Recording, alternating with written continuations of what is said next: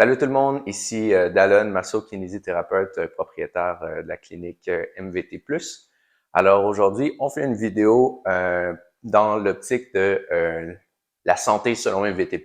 Donc, pour vous faire un petit brief, selon nous, la santé, ça a trois piliers, l'esprit, le corps et l'âme.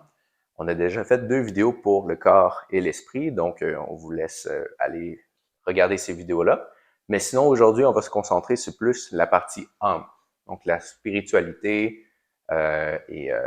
Aujourd'hui, on a une invitée super spéciale pour nous aujourd'hui. Fait que c'est Léa Latendresse. Salut Salut tout le Léa, monde, salut, ça va bien? ça va toi? Ouais, super bien. Pour moi, c'est une thérapeute incroyable. En fait, d'abord en polarité. Je vais te laisser y aller un peu plus en détail. Puis aujourd'hui, elle va nous parler de son expérience, puis aussi de c'est quoi la spiritualité, puis l'âme. Donc, je te laisse te présenter. Donc, on Ben t'écoute, oui, Léa, à toi. merci. Donc oui, allô tout le monde. Donc moi c'est Léa, je suis une massothérapeute, mais je me spécialise un peu plus donc dans les soins énergétiques comme tu as dit. Mon approche principale, c'est vraiment la polarité. C'est vers cette approche que j'ai appris un petit peu plus sur toute la sphère bio, psychocorporelle. Donc comment est-ce qu'on peut adresser ça dans le corps de façon à optimiser toutes sortes de choses, principalement, oui, l'esprit, aussi les tensions dans le corps, donc c'est quoi les liens qu'on peut retrouver avec tout ça. Donc c'est vraiment ça ma spécialité dans ce dont je travaille. Donc merci de l'invitation. Ben Contente d'être oui, là. merci à toi d'être là. Donc, la première question que j'aimerais te poser, en fait, c'est quoi la spiritualité? Fait que pour quelqu'un qui est pas du tout connecté avec cette partie-là de deux autres, comment t'expliquerais ça dans tes mots? Mm. C'est tellement une bonne question parce que la spiritualité, c'est complexe. En fait, en Occident, la spiritualité, c'est une connexion, c'est un lien avec plusieurs choses. Il y a le lien avec la religion, mais il y a un lien aussi avec nos sens. Ce que je pourrais dire de la spiritualité, c'est que c'est une relation. C'est une relation avec notre ressenti, c'est une relation avec nos croyances, mais c'est une relation aussi avec tout ce qui existe dans lesquels on n'a pas l'aspect matériel, l'aspect du toucher, la facilité en fait à le voir et à le percevoir concrètement. C'est tout ce qu'on peut retrouver dans ah je ressens que je devrais aller plus là que là. Pour quelle raison est-ce qu'on ressent ça?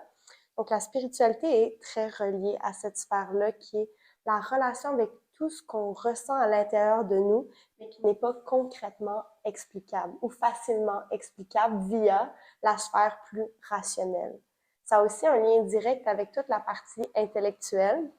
Donc, évidemment, la spiritualité est un lien avec la connaissance de soi, le développement personnel. Donc, la spiritualité a en lien nos sens, a en lien l'intellect, puis a en lien tout notre ressenti. Super, merci. Puis de ce que tu me parles, il y a beaucoup d'intuition, en fait.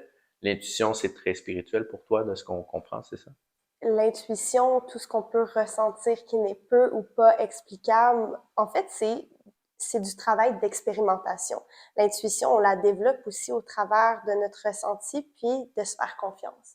Ça a beaucoup de lien avec l'estime personnelle, puis la confiance en soi. C'est pour ça que je parlais du lien avec l'intellect, c'est-à-dire comment est-ce que je perçois les choses, puis comment est-ce que je peux aller en lien avec ce que je ressens, puis plus qu'on l'explore, plus que les signes deviennent plus marqués et plus facilement perceptibles pour nous.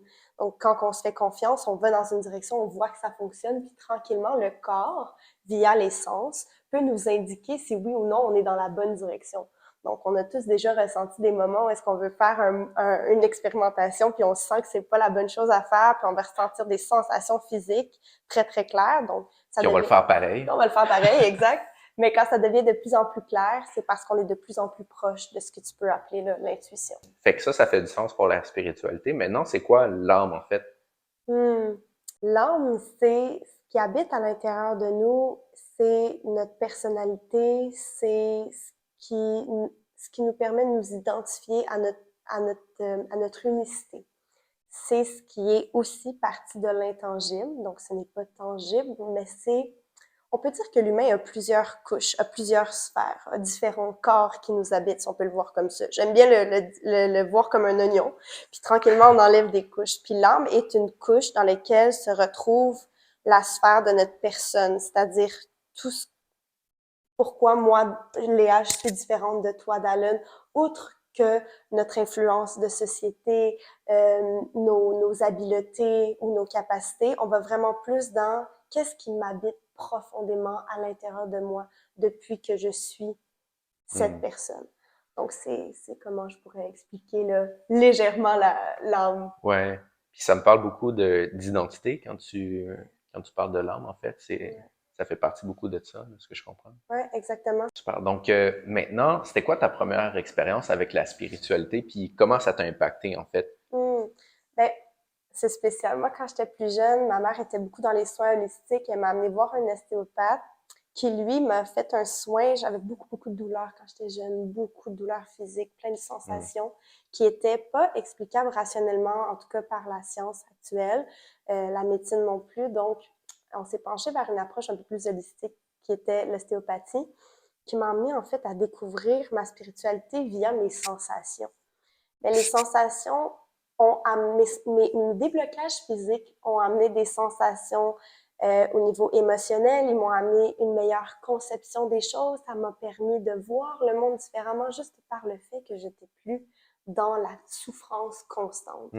Donc, je dirais que c'est vraiment ma première expérience avec la spiritualité, c'est ce déblocage-là via la sphère de la thérapie manuelle qui m'a permis de me rendre compte de toutes les connexions qui existaient, puis de pouvoir tranquillement, à ce moment-là, j'avais aucune idée, j'avais 7 ans, mais ça m'a permis d'apprendre que tous ces mondes-là, qui pour moi n'étaient qu'un, ils pouvaient être tranquillement divisables, puis après assemblables, puis qui nous permettaient de voir l'humain dans son entièreté, avec toutes ses couches et ses sphères. Donc, c'était ma première expérience. C'est cool. Fait que de ce que je comprends, c'est tu as eu vraiment une prise de conscience par rapport à tes douleurs, puis la connexion avec ton corps, puis Ouais. c'est ça qui a été ta première expérience avec la spiritualité. Exactement, c'était le déclencheur. Puis, tu sais, en thérapie manuelle, c'est souvent la poule ou l'œuf, pardon. Tu sais, est-ce que c'est le corps émotionnel qui a un impact sur le corps physique ou le corps physique a un impact sur notre sphère émotionnelle, sur notre ressenti?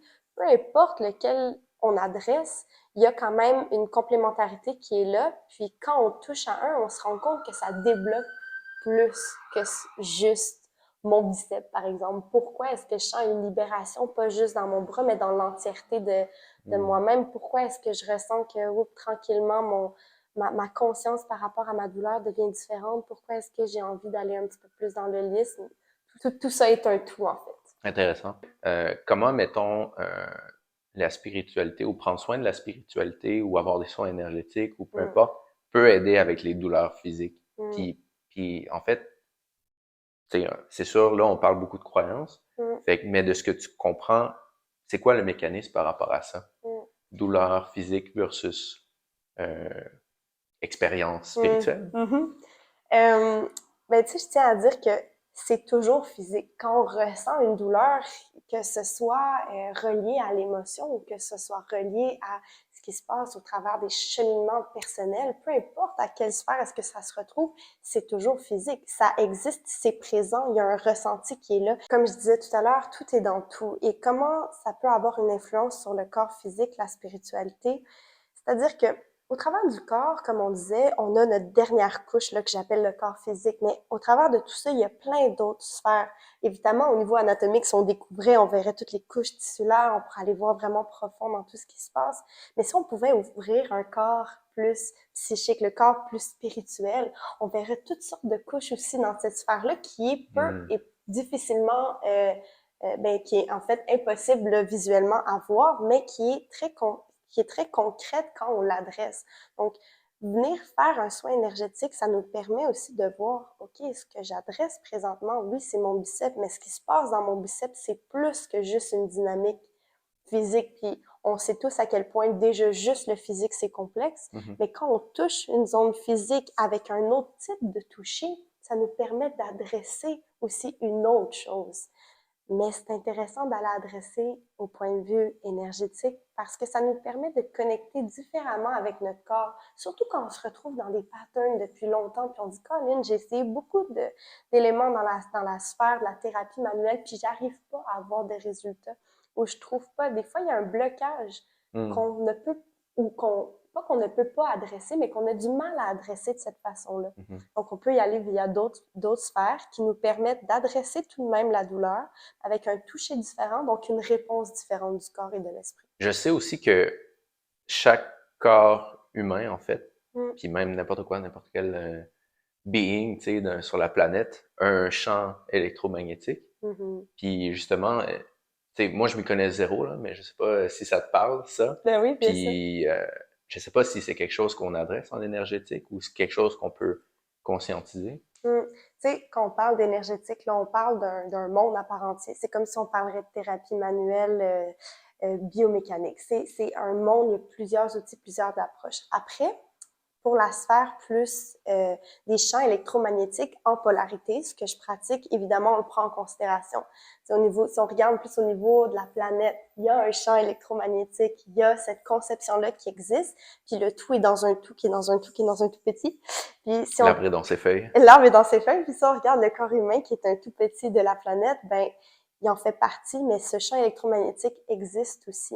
Puis quand il y a des débalancements pour des raisons X ou Y, que ce soit des situations émotionnelles ou des problématiques, disons, plus biochimiques internes, ben, il y a des débalancements qui se créent au niveau de l'électromagnétique dans le simple fait que le courant ne peut pas passer de la même façon parce qu'il y a des blocages dans le corps qui le limitent.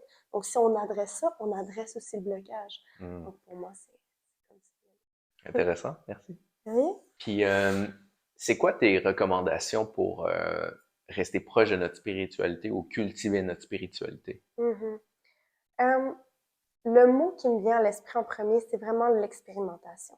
Il n'y a pas une bonne façon d'expérimenter sa spiritualité. Je dirais que là, une façon qui peut être intéressante, c'est quand on décide de faire un changement ou un choix dans une vie, de se poser la question, puis juste de prendre le temps d'arriver de se poser dans son corps, c'est-à-dire de se connecter avec sa respiration, puis de se demander, est-ce que ce choix-là fait du sens intrinsèquement pour moi? De voir qu'est-ce qui se manifeste. Est-ce que c'est des sensations physiques agréables? Est-ce que c'est des sensations physiques moins agréables? Est-ce que mon mental part à speeder, là, excuse pour l'anglicisme, mais est-ce qu'il part à speeder quand que je me pose cette question-là? Ou au contraire, il se sent apaisé? Parce que quand on touche à ça, ces dynamiques-là puis ces ressentis-là, on va tranquillement pouvoir y faire affaire aussi d'une autre façon, puis plus simplement. Des fois, oups, je le sens déjà que c'est pas la bonne affaire. J'ai pas nécessairement besoin de me poser à ce point-là. Après, il y a des outils comme la méditation pleine conscience. Évidemment, on connaît le yoga qui utilise aussi, c'est principalement la respiration qui est l'outil central de beaucoup là, des outils que je vais te partager puis que je vous partage. Mais la respiration est de base, dans laquelle on retrouve aussi la cohérence cardiaque. On peut retrouver aussi le simple fait de connecter avec la nature, donc le simple fait d'aller marcher dans des environnements qui nous permettent de nous sentir groundés. Des fois, peut-être pour vous, c'est plus l'eau, peut-être pour d'autres personnes, c'est plus avec des gros arbres. Donc, de trouver en fait des environnements qui font du sens pour nous, de se connecter avec le ressenti plutôt que toujours intellectualiser ce qui se passe. Donc, de ne pas se poser la question au point de vue de c'est-tu bon ou c'est-tu pas bon pour telle raison, mais plus d'aller voir est-ce que ça me tente. Fait que c'est beaucoup d'écoute de soi, de se connecter à soi, puis pas trop rationaliser. Exactement. Plus laisser aller. Puis encore une fois, la spiritualité est connectée avec l'intellect. Donc, c'est dur de se séparer l'un et l'autre. C'est juste des fois dans la nuance de comment est-ce qu'on se pose la question. Ou pour la raison pour laquelle on le fait. Est-ce que je le fais pour une raison rationnelle ou je le fais avec mon cœur à ce moment-là? Puis ça, déjà là, ça va nous permettre de nous recentrer puis de nous reconnecter avec avec nos sens qu'on parlait tout à l'heure. Donc, le tout est dans un tout, puis c'est vraiment des outils qui se pratiquent au quotidien. Tu sais, je sais qu'il y en a des fois qui disent, ben moi, c'est pas vrai que je m'assois puis que je médite, puis que je ferme les yeux, puis c'est parfait. C'est pas obligé de s'approcher de cette façon-là. On n'est pas obligé de rester passif quand on médite non plus. On peut être en train de marcher, puis de juste voir comment je me sens quand je ressens le froid dans mon visage. On est en plein hiver, comment je me sens quand le froid est là, comment je me sens quand on me fait un sourire dans la rue, qu'est-ce que ça me fait sentir? Est-ce que quand je suis proche de quelqu'un, est-ce que je sens que la connexion est belle ou je sens que, oups, on a besoin d'être un peu plus distancé? Donc, de vraiment jouer avec les sensations physiques, c'est une autre façon aussi de nous connecter avec notre spiritualité puis avec, dans le fond, le ressenti. Génial. Merci, Léa. Si? Maintenant, on va passer à la question de Dominique de la communauté Facebook MVT+. Allô, Dominique, Dominique. salut Dominique. Donc Dominique, il demande en fait, est-ce que c'est possible d'être spirituel mais sans être religieux? Ben, j'en pense que la spiritualité a été et elle est intimement liée à la religion. Ça ne veut pas dire pour autant qu'elle ne peut pas en être dissociée.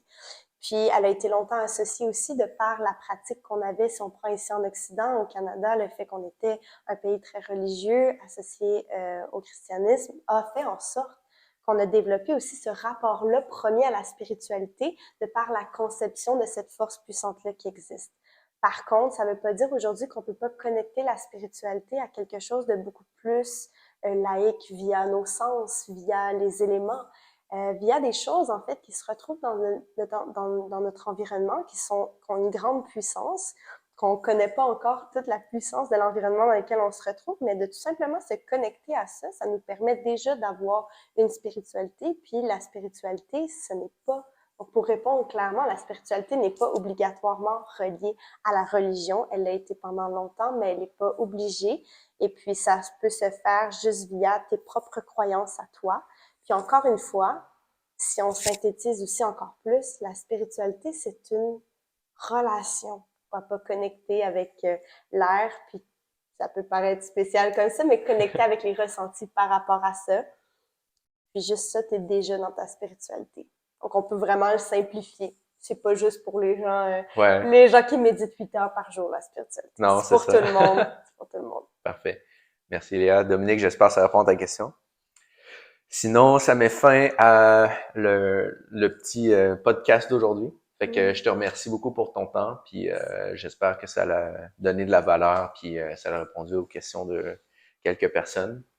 Fait que sinon, voilà, je te souhaite une très belle journée, puis bonne continuité. Puis aussi, en fait, parle-nous de tes soins de polarité. Comment on peut prendre rendez-vous avec toi? Oui, si ça vous tente d'expérimenter autrement la thérapie manuelle, donc moi, j'ai des soins à Montréal, dans la région de Rosemont-la-Petite-Patrie. Mon site internet, c'est Léa et moi. Vous pouvez me retrouver, Léa La Tendresse, thérapeute. Vous allez me trouver via les réseaux sociaux, soit Facebook ou Instagram, ou via ma page internet léaetmoi.com.